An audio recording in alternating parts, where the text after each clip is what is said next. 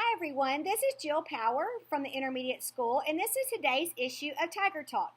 So the question we're going to help you answer today is, how do I read with my child? You know, back when your child was in elementary school, it was much easier to read with them. Your child may have brought home a book that looks like this with very simple language. So you would sit and the child would read to you, or you would read to the child. But things are different now. Your child may be bringing home all sorts of books, most of which you may have never read. You might not have read this book, or this book, or this book, but your kid is. So how do you know if they're really reading? How do you know if they're really understanding the book?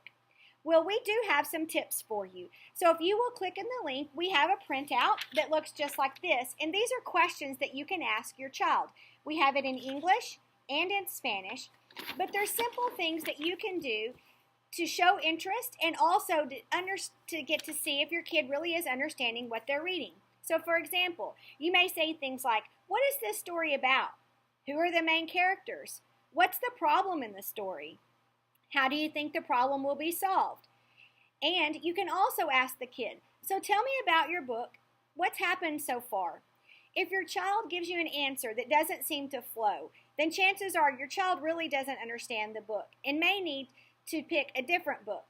So we would ask that you please just stay involved with your child's reading. You don't have to sit down necessarily and listen to them read anymore, but it's very important to be involved and to ask questions.